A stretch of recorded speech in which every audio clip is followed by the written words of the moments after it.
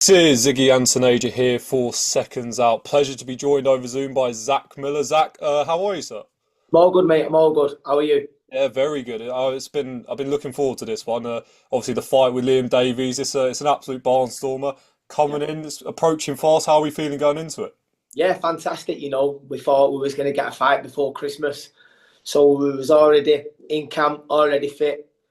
Happens to be after Christmas against Liam Davies, so yeah, we've hit the ground running, and yeah, camp's a nightmare.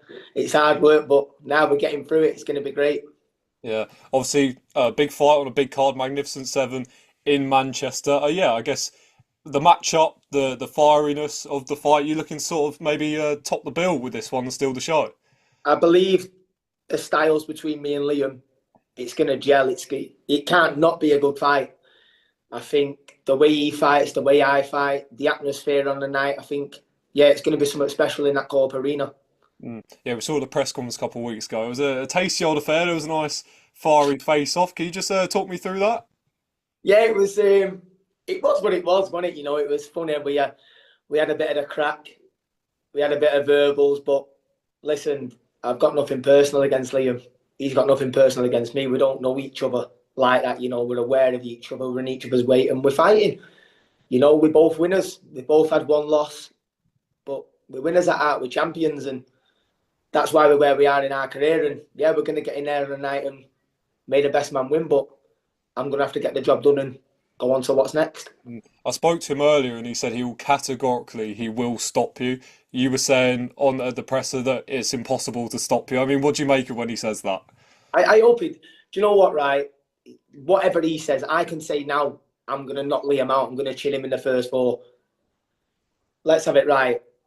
We're going to fight on the night and we'll see what happens then. But yeah, I hope he does believe it. I hope he does believe it. Because if you don't believe, you're not saying something you're not going to believe, then you're in the wrong sport. Yeah. But Liam's not going to underestimate me. He's going to train his bollocks off. He's going to get in that gym. He's going to work hard. He's not stupid. He's going to train. He's going to train his ass off, like I said. And he knows he needs to be prepared because he's in for an hard night's work. You both had some tasty affairs in your recent fights, like him and Kurt Walker, you and Leon Woodstock. Like, does that actually add anything to your performance going in there, or not really? It's just a bit of fun for the media. No, of course it's all life lessons, shall I say? It's you've had the press conferences. I've had Leon turn up in balaclavas. Liam's got verbal with whoever over the years, and you get in there. But let's have it right. We both can fight.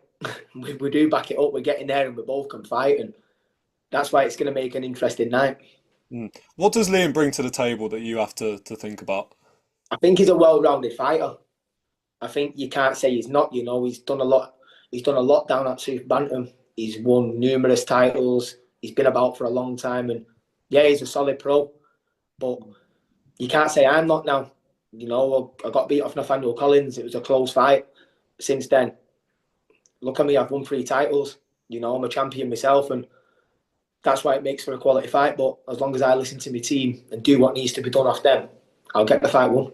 You mentioned the Nathaniel Collins fight there. What have you learned since then that's made you a better fighter and won these titles? I've learned that I've got a granite chin. Yeah. Nah, it was a quality fight that I got in there. I've not boxed anyone with a winning record. I've gone in there unknown, massive underdog, and yeah, proved what I was about. Mm. I ran him close. It was a quality fight, and since then, we've sparred, we've become friends, and he's moved on to bigger and better things. He's managed to, well, if he wins this, he's fighting for the WBC world title. It's quality. He's just been ordered to fight Larenity again, and yeah, who's to say me and Liam can't go on to do great things, but you've got to win this fight, and that's Yeah. what I'm going to do. Yeah. It's a stat card on January 24th. What fight are you looking forward to? Obviously, we have the main event with Moses Atama, but which one are you looking forward to?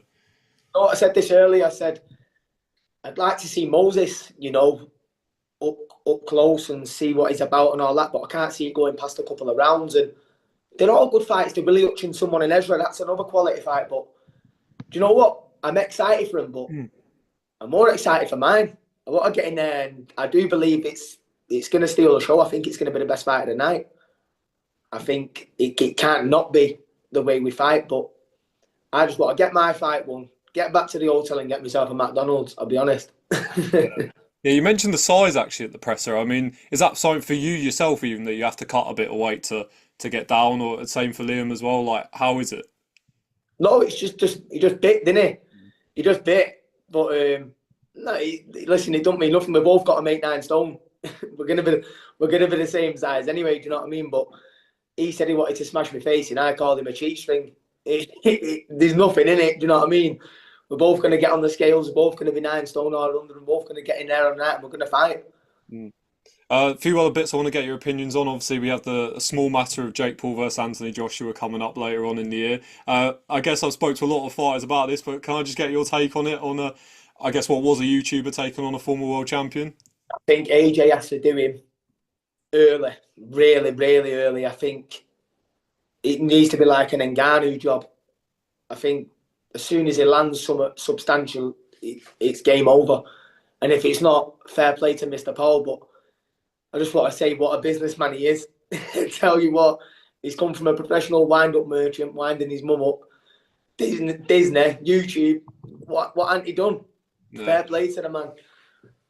Yeah, obviously, for yourself as well as a professional boxer, we've seen the recent influx of tests with Yanni Beck, Sabril Mateus failing drugs tests. Again, can I get your opinions on that as a fighter yourself? Is that something that worries you going into these fights and like how stringent's testing and?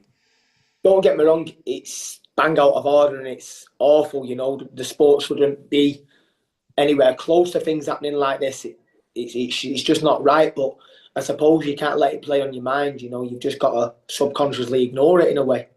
Because if you got too beat up about it and stuff like that, do you lose concentration? Do you stop focusing? Do you start focusing on other people? You know, just it is what it is. You know, the truth comes out in the washing. That's what it is.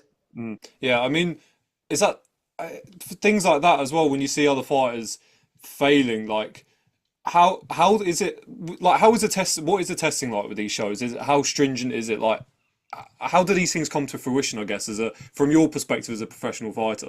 Well, obviously, as a professional fighter, you've got to be on top of everything, even your proteins, your supplements. You've got to be on top of everything. And my dietitian takes care of all that. You know, I'll send him the batch numbers, and you know, we're doing everything by the book, which is how we should be, really.